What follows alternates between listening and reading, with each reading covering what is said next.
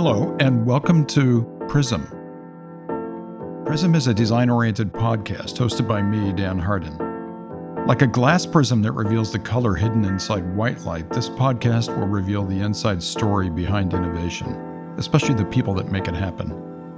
My aim is to uncover each guest's unique point of view, their insights, their methods, or their own secret motivator, perhaps, that fuels their creative genius. Joanna Peña-Bickley is a design technologist and pioneer in AI-aided generative design. She is regarded as the mother of cognitive experience design. Joanna wears multiple hats and currently serves as head of HumanFX Research and Design for Alexa devices at Amazon. Joanna's imagination and visionary executive design leadership has resulted in work that has been internationally awarded and used by millions of customers. She is fueled by a mission to design magical inventions that work for everyone, everywhere, and every day. So I am really pleased to be talking with you. Thank you for joining us. And let's just have kind of a casual conversation about what you do and how you do it. Let me start with, and good morning. So good morning to you too. Thanks so much for having me. It's an honor. That's one heck of an intro. I certainly appreciate it. It actually started to, as you continued down the line, I went, wow, I'm a little long in the tooth. But I still, here's what I'll tell you, long in the tooth, but still skipping into work every day. So speaking toward that, generative design, everybody's starting to talk about it more. It is one of the faster growing areas of design. Mm-hmm. I think you could say it's about the marriage of design and artificial intelligence, but can you explain for our listeners, more in lay terms, what is generative design? So let me talk to you, but first about the purpose, and then I'm going to give you the most lay term definition. We are going through a time of intense automation. Generative design is actually automation in the iterative design process. And so whether you are designing software for your iPhone or for a website, or even you can look at it from animation, right? We've been actually utilizing generative design and animation for years. Architectural models, sounds, images. There's lots of permutations of what we design, right, and how it manifests itself. But it is generally the automation of an iterative process, but it's a little bit more, it's an intelligent automation.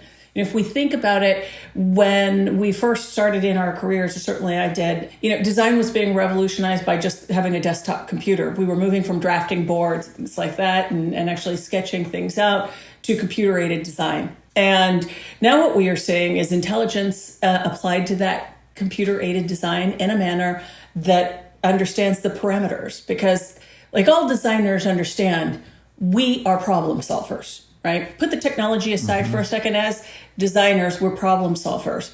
And in that problem-solving process, sometimes we carry along biases. Actually, often we carry on a ton of biases. And so if you are bringing in data sources to the design process, which we do today, they're just manual. Most design processes are still using, I consider user experience as a very traditional design practice because it's still bringing subjective information and data points in when you want to be objective. And so what this allows the designer to do is balance the objective with hard data and science, right? And bringing in our art and skill to that science. It's actually the marriage between art and science. So in very layman's terms, generative design is the intelligent automation of our design tools. And what does it output, right? I think that's the important thing. What does it output? The output, particularly when we think about hardware design, right? If you're an industrial designer, is if I, for instance, have a data model of 95% of the global population's ears, right? I might be able to come up utilizing my generative design tools, right? One, to simulate how my design will perform in the real world, right? With levels of confidence. That's number one. But number two, the second step is once you move past the simulation, it begins to offer concepts, design concepts, hundreds of design concepts that typically would have taken me months to do into minutes, shortening things that used to take us months, the concept phase, down to minutes. And it's doing this iterative machine learning, right, off of these data models in a way that it is actually producing new form factors for me to consider.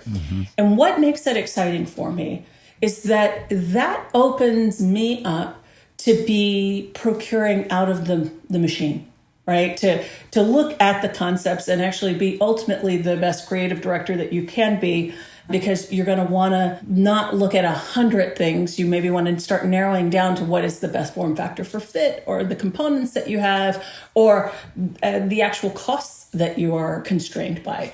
So the beauty of this is that just as we have constraints in real life, right? We have the constraint of costs, the constraint of time, constraint of available materials in our supply chains. Those are things that you can input into the system, into a generative design tool. And then what you get, the output, is what the machine believes are designs that would fit within those constraints. One of those constraints that I have been so focused in on is the human body, because the reality is that we actually have well-documented constraints for things like architecture, space, modeling, even software. But when we talk about things like creating wearables, net new products, to be able to put in the constraints of the human body, which each one of us is built individually, is actually the hardest thing to do. And so I've really made it a mission. So like an ergonomic reference model. Yeah. And that's data. That's right? Absolutely data. As a matter of fact, I use the example of in the car industry, we've actually been utilizing data that is roughly 70 years old. And not always reflective of people and how they actually sit or fit into a car. The same can be said if you're a fighter pilot. These things were built when maybe humans were a little bit smaller. And so you feel a tight squeeze into cabins and cockpits and it's like that, right? The first thing that you ever want to do is that you want to understand your human population. And when you're trying to create a product that is a one size fits many, right? You want to try to get as close as you can with as much confidence as you can to 95 to almost 100% of the general population. And this is on Earth. So what does that mean? It means that designers actually need to get off their tushes and they need to go to the outside world, right? Collect that data, bring that data and model it. So in my case, what we did is we went out to the world and we collected 3-dimensional data on ears, because I happen to work on the Echo Buds product. So you go out there and you collect that data, you bring that data back in, you model it in 3D space and time, and you use that as a primary constraint to machine learning models. Say, hey, you can't go past now this. That doesn't. Go ahead. So from there, it seems like for producing a data foundation, generative design is good. But with the word generative, how does it then generate from there, from that data? Because it seems to me like the design process, as long as I've been doing this, there are moments where I'm like, well, where the heck did that come from? There are these kind of unprompted bursts of an insight, an inspiration. Sometimes there's this unrelenting curiosity that just drives a designer forward, and it's sometimes completely illogical. With generative design, how can it, or do you think it needs to go more in that direction where it can sort of replicate what's going on in our own brains? It actually does. I think that you have a misnomer. So many of us think that we're so incredibly brilliant. Yes, we are brilliant as a species, but we pretty much come up with the same ideas over and over and over again. Let's be really clear. If you watch TV today and just look at advertising for a second, you can see it. It's clear. It's a sea of sameness. There's a really great one on the sea of sameness of all the COVID ads that came out, and you went, yeah, that's creativity at its best. Let's be clear is that, let's start with that generative design, it is mimicking the way that the brain works, right? Just the way that most AI is trained to do. This is a narrow AI, right? It's a narrow AI. It's not a generalized AI. So a narrow AI is about coming in and taking in inputs. One input might be body form, right? The next one might be the materials that are available to you. The output of it is thousands of concepts. By the way, thousands of concepts, half of which you could not have come up with. And some of them that are radical, and you go, that's really interesting. I never thought about it that way. And in reality, had you given yourself the time, you probably would have. And it does account for those things. So it's not about spitting out permutations, right? It isn't also, it is only as brilliant as the designer that is operating it, with knowing which levers to pull, right? Which levers to input, right? Think about it from, and I just look at it because I'm so staked in consumer electronics, but if you took something a little bit more simple in software, and one of the things that you're seeing generative design do is revolutionize things like layout, right? To be able to lay out creators. Mm-hmm. Well, there's only so many permutations that the grid's going to give you if you're using a 12-point grid and getting, which colors. But if you put in all the constraints of your brand, what the machine can do is actually output hundreds, if not thousands, of concepts for you to start to select from. And they're pixel perfect. Yeah, on layout, I can see that. Now, what about on more complex systems that are so influenced, perhaps, like as an industrial designer, I think that, sometimes you get your ideas that are, maybe influenced from when you were a kid and how you were interacting with something or someone. And it's just this beautiful human interaction or observational skill that you may have.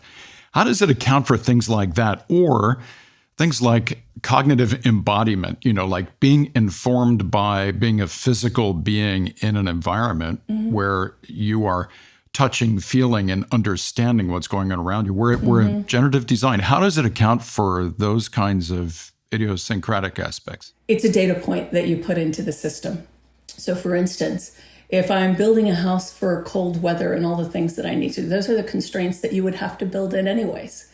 And that is simply sitting as a data point. Most of these things have been automated for years within the trades. So if you're in architecture, if you're in construction of any kind, these are things that are built into your AutoCAD. Right. Now, what we're doing is there is algorithmic accord in taking in those inputs in order to get the right outputs. But I'm going to give you a really great example. One of my favorite examples of this is actually one that is by Autodesk and is in the automotive industry.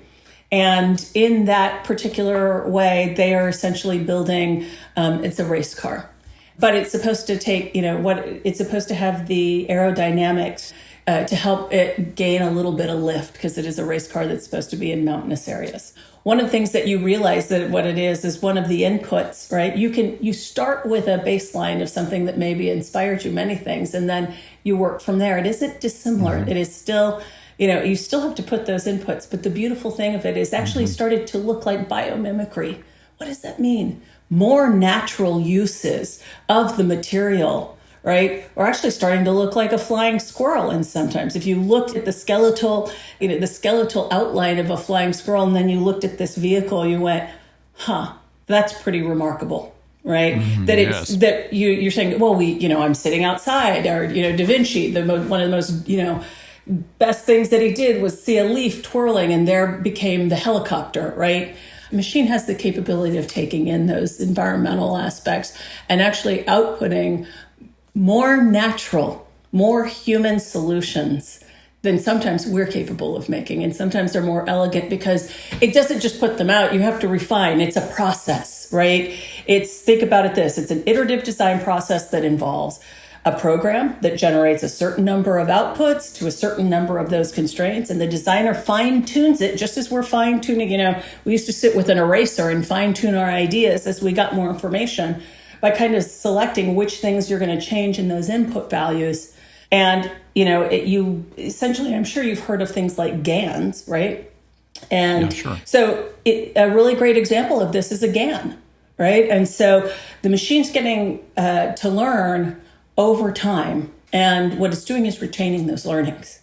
And so just as a designer learns to refine and program, right, that iteration and even the iteration of the design goals become further defined over time. Well, the machine accounts for that. And so when I go back to, algorithmic design, generative design is about an iterative process of automation, but utilizing data intelligence, right, to infuse what those inputs are. And what you get is really remarkable outputs, which are products, and new ideas.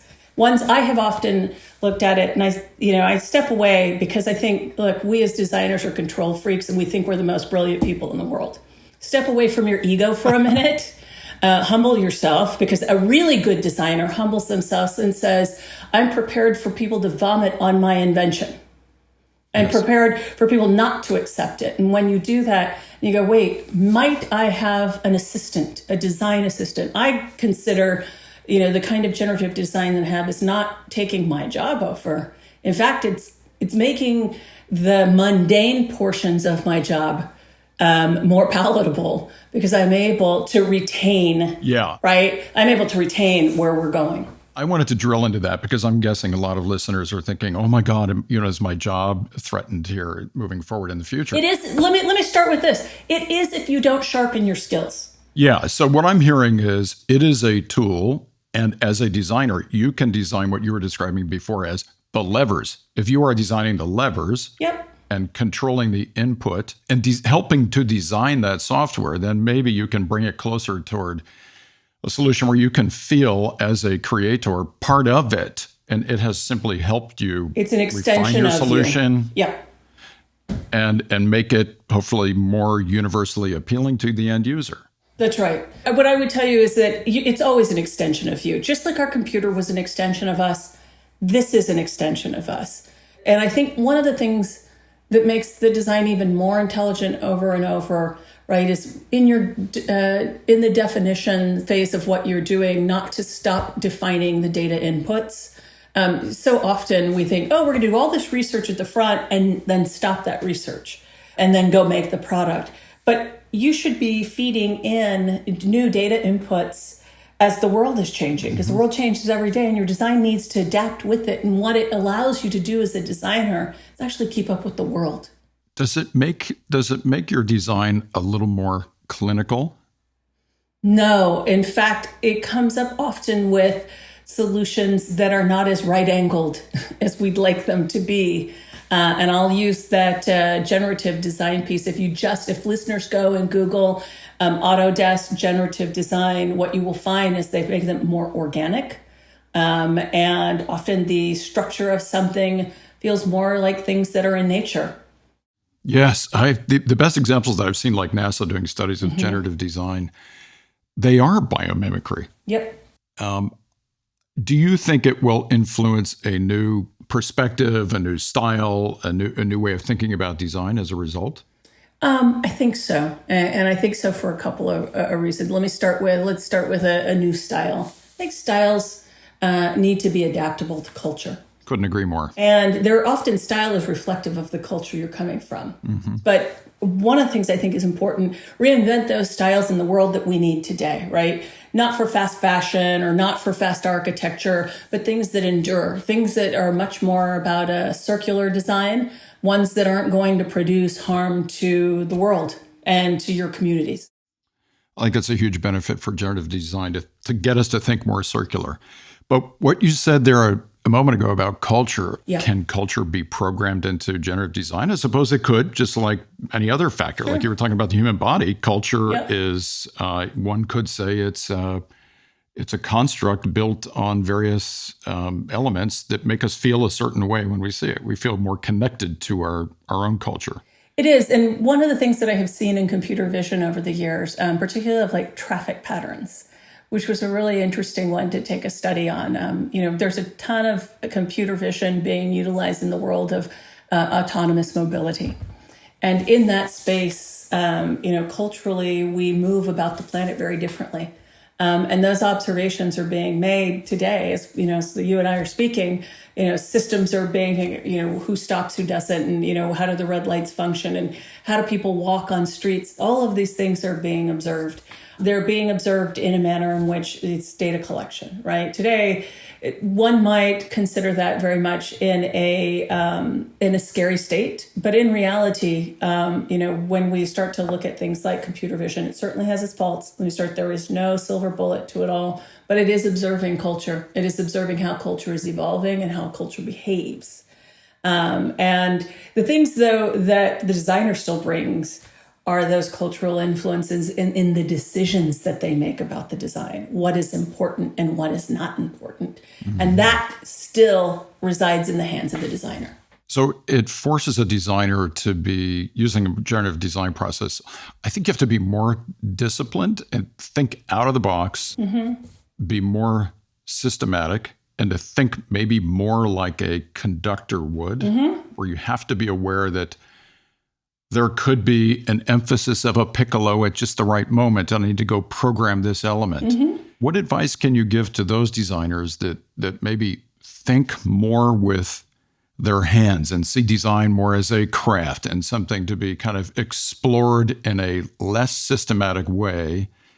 And I think a lot of designers are very linear in the way they think, and maybe that's not so great. Certainly for creating these more sustainable, bigger system solutions that we need in the world today.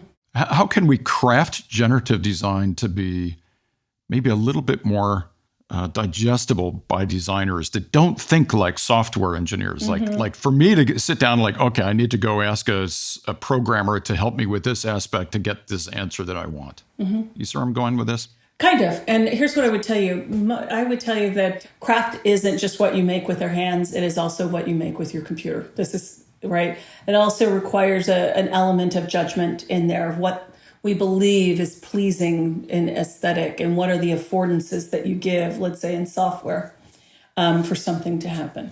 Where I would preface is that this is a craft. This is your craft. And if you're really good at it, we've always had to orchestrate. Great design isn't just let me put my heads down and get the work done, right? Great design comes with the planning, right? The taking in the environmental factors, and then the actual production. And the actual production is still where the nitty gritty where the rubber meets the road, from a blueprint to, here's a net new device. Or a net new product or a website or a piece of architecture or an animation. And I actually point to musicians. Some of the best musicians, pop musicians, R&B musicians today are utilizing generative in new and inventive ways as a part of their craft, an evolution of their craft. If you never evolve your craft, then you're in the wrong business. If you thought that, I was going to come and I was only going to do stonemasonry this one way, at some point, you got to actually back up and go, wait, the way that I always colored things maybe isn't the right way to do it. And it is about, being a designer is about learning. Being a designer, right, is about problem solving, and you shouldn't be approaching it the same way over and over. And you're asking to write yourself out of a career. I love the way you're describing this, and it really should open everybody's minds as to there is another way that can make your design even better. I think it's similar to the transition we all went through when we were drafting on boards to doing early CAD. And I remember the scorn that was, there's no way you're going to be able to create, good organic design. And then, it evolved and evolved, and companies like Autodesk proved that it was very possible, with NURBS modeling. I see it as an opportunity. Do you think there are certain fields of design where this applies better, more readily than others? I would tell you that there are fields of design that are far in advance of other fields of design. So let me start with, there are fields of design in architecture that are already using this. If you go take a look at Zaha Hadid, her first work, I don't know if you're familiar with Zaha Hadid or your listeners are. Oh, yeah, very, of course. Do a Google. She's probably one of the most brilliant architects and designers of, I think, the last century. Agreed. She puts the BS of the Swiss Le Corbusier to shame. They should have wanted to be her when they grew up.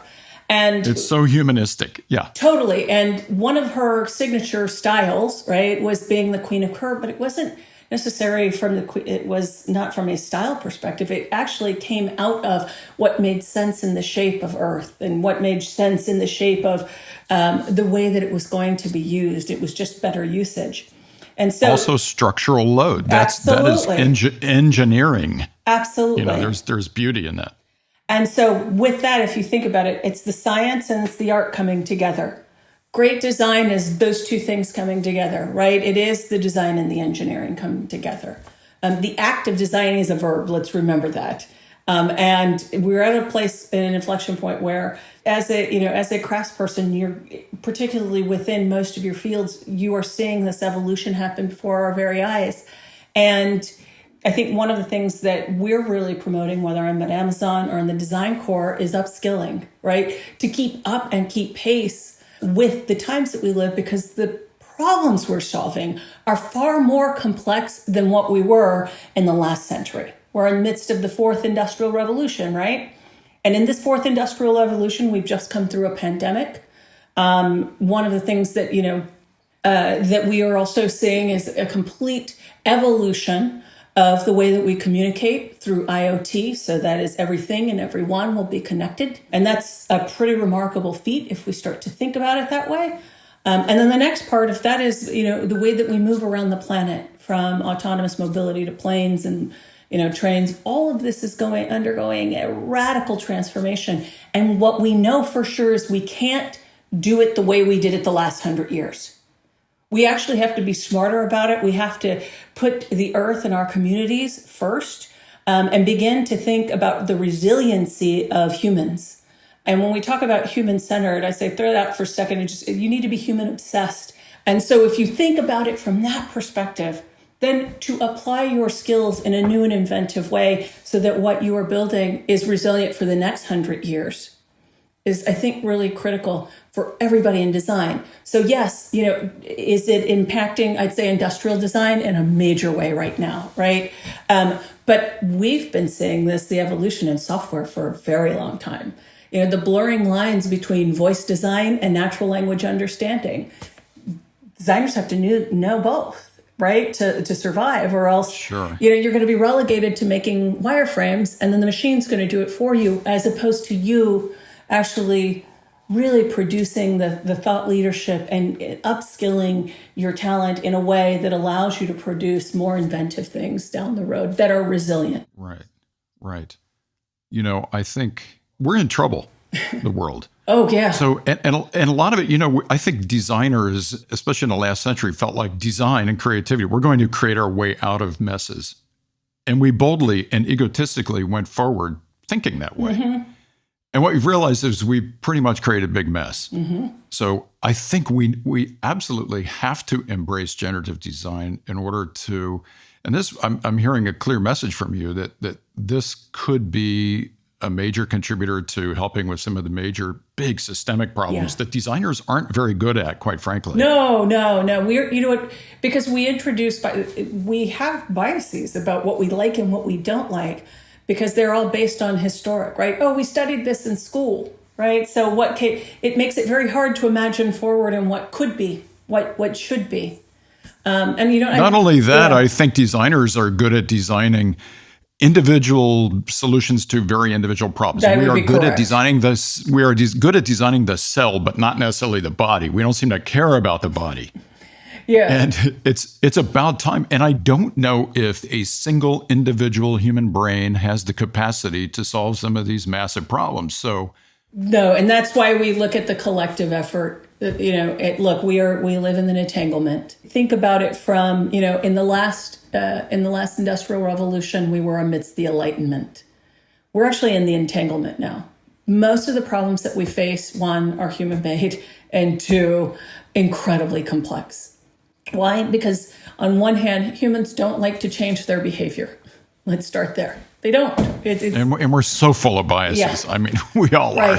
So anything that you can do, right, to take a step back, say, is there something that helps me overcome that, and think about the systems. Look laterally as opposed to through a silo, right? I always think linked, not ranked. That isn't just in society, right? It isn't just with, in the women's movement, but is in the way that we work. We can be networked and think laterally versus in silos of industry. And I think one of the things that we have to do as communities is actually hold a higher standard around linking the complexity of a problem, not in order to stop the solution. I think this is important. Talk about the complexity of a problem. Talk about the complexity of what the challenges are on, water systems and in underrepresented minority communities. Talk about those things. Gather the data and use that to build something new. And look to do it in your own communities and empower other people to design their solutions in their communities. And I think that's one of the critical things of stepping back and taking our arrogant egos aside as designers and say, we will impose ourselves on society once again. The earth is telling you something very different right now, which is I'm going to impose my society on you. And if you are not resilient enough, it is so complex, these problems of climate, that if you are not thinking in a systems way, your efforts will unravel. Yes, very, very profound. I couldn't agree more. How do we move forward? Like for listeners, Yeah.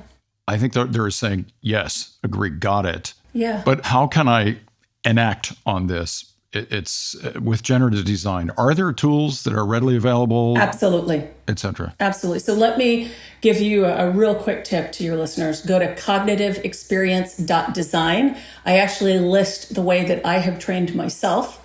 And there is no shortage of YouTube videos, what have you. Let me start with what comes next if you've decided that you're ready to upskill is you have to do the learning. And that's the hard work, right? That's the hard work of everything that you knew before. It's time to go back to school. And in that, sometimes that school can be in front of a computer, right? Sometimes that school can be in front of a 3D printer. It is about using the collective knowledge that sits on the internet today and moving past the BS that's going on in social media and getting hyped up over that and actually focusing in on the solutions, because the solutions are sitting in front of you. And there's actually an enormous group of designers who have gone out and created, if you just go Generative Design 101, that actually produce videos and books and things like that. And so my advice to is actually, let's go about, you're not going to learn it in a day. Let's set expectations right. You didn't learn to be a designer in a day, by the way. You probably went to school. Some of us went to school, some of us didn't. Some of it was self-taught, and then that expanded over time, right? Well, we have to expect that same thing here. We're amidst a great global reset, and here's your opportunity. Now, here's the important thing for us American designers. I have news for you. We're behind. During the pandemic, while we were arguing about masks and political bullshit, okay, the Koreans actually, this was one of the most brilliant things, signed a digital New Deal. And in that digital New Deal, they decided with Singapore, also was another country who did this, they were not only going to digitize their entire infrastructure and give everybody free internet, but access to upskill their skills while we were all bunkered down. So if you didn't use your time in during the pandemic to learn something new, maybe you cooked bread, fabulous, then you should start a bakery. But if you took time, one of the things I did was actually I started to learn advanced data modeling. I went to a code academy, signed up for an online boot camp and put myself to okay, I'm going to build this one thing, right? I'm going to go build this chatbot, but this chatbot is actually not going to be programmed. It's going to do learning through the way that the conversation moves along. And so to be able to do and teach yourself and do those kinds of experiments in your time, in your spare time, is critical. If you are young and you're a new student to this, go take a Python class. Do yourself a favor, just so that you have the basis and understanding of how the program works, right? It's not that you have to program Python perfectly. That isn't what generative is about. It is, though, about being able to read the Python and see where the parameters in the code are so that you can make the changes to the thing. And the last part that I would say is be inventive with the way that we collect data, right? We have so much technology at our fingertips. I remember when we first started our iterative process of collecting data on people's ears, we were utilizing calipers and things like that. And we were utilizing it because audiologists had said, this is how we do it. Then I went and found an audiology clinic in Oklahoma City called Hearts for Hearing, who, if you are at all in the consumer electronics making hearables, you need to go talk with these guys. They are, they put MIT and Stanford to shame as their knowledge because they're one of the world's leaders in cochlear implants. And what Dr. Jace Wolf essentially proposed was, let's use these 3D scanners, just the way we do 3D printers, 3D scanners, to scan the human ear, right? Or to take a mold, scan that, and create a database out of that. Now you have all the parameters of the ear. Now you understand how the physicality of how the ear works. And so you start doing that and you model the data. Here's what I'll tell you. Every aspect of what we do is changing, but it is changing because we're utilizing technology in new inventive ways. It used to be that we would, take and video things, right? Now we can use machine learning to do analysis of those videos and pull out insights that maybe we didn't see in the first time. We didn't see that behavior or something that was different. So my advice to people is get your hands dirty. For those of you that like hands-on, there's nothing more hands-on than learning to code. That's number one. And then the number two piece is picking up a book, getting your Alexa device to read it to you. If you don't want to go chapter by chapter, listen to the audio version of it. You are a YouTube search away from how to start with generative design in your field. You can put in generative design plus the field. So generative design, industrial design, generative design, right, software, or, an interface design. All of those things are there for you, but it's really about trying to craft a roadmap and decide that you're going to actually now then apply that knowledge to an experiment, right? Choose one thing. It could be anything. Yeah, excellent advice. On top of that, for those that don't want to sit down and learn how to code, just thinking about it and incorporating it into your design process and knowing its power and offering it to your client or your team as a means of getting you to a better place.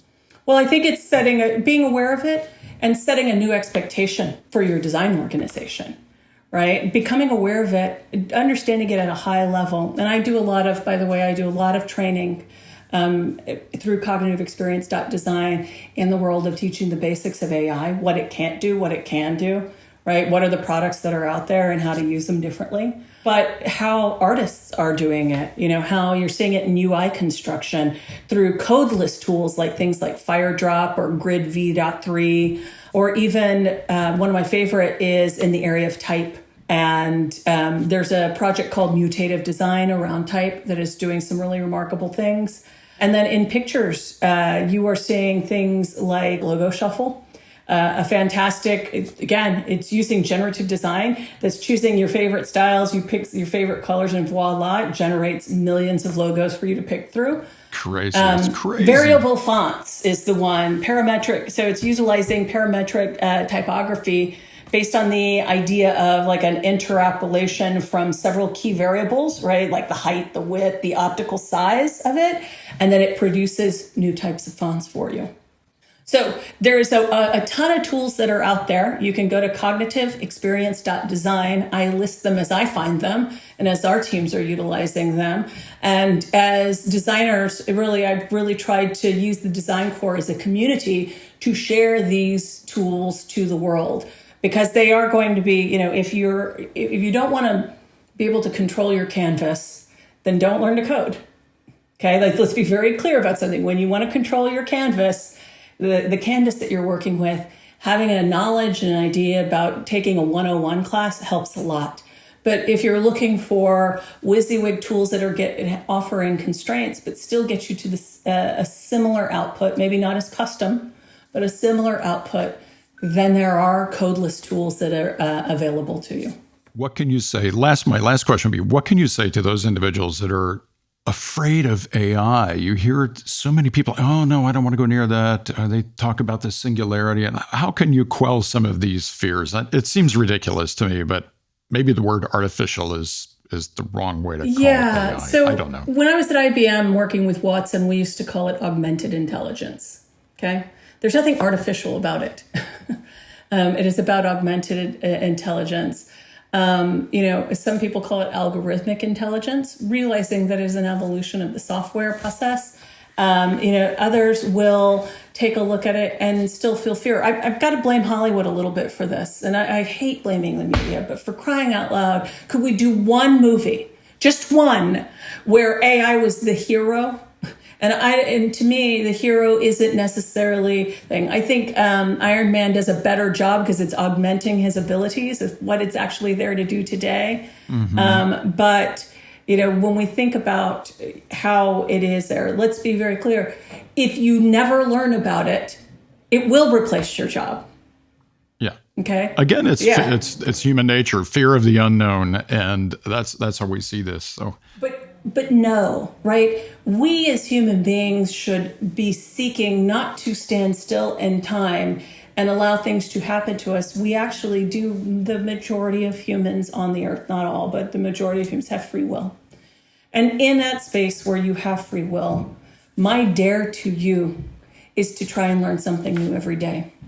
And if you're able to take that you would approach this in a way that says, wow, I could actually be an amazing artist or an amazing designer.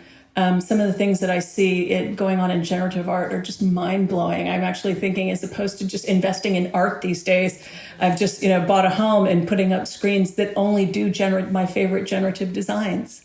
Because the craft is so beautiful, it's finite, right? And you're starting to see a market rise in the area of crypto art, which is really important for us to understand and know that when you fall in love with it, and to know that it was made by a human and a machine, we're at a point where we're kind of at day one of human machine integration. And that's what this is. It's not the machine taking over. If you let it, it will. It's about you becoming much more in tune with the tools and the machines that are here and available to you, so that we can solve these really tough and hard problems, but enjoy the magic of the way that we solve them. I absolutely love your passion and enthusiasm for this topic. I simply cannot thank you for spending this time with me enough. I think your next book should be, or your book should be, Overcoming Entanglement with Generative Design. You bring up so many profound and provocative points on this topic, and I thank you so very much, Joanna. Thank you so much for having me. Have a good day. You too. Thank you for listening to PRISM. Follow us on whipsaw.com or your favorite streaming platform, and we'll be back with more thought-provoking episodes soon. PRISM is hosted by Dan Harden, Principal Designer and CEO of Whipsaw. Produced by Gabrielle Whelan and Isabella Glenn. Mix and sound design by Eric Buell.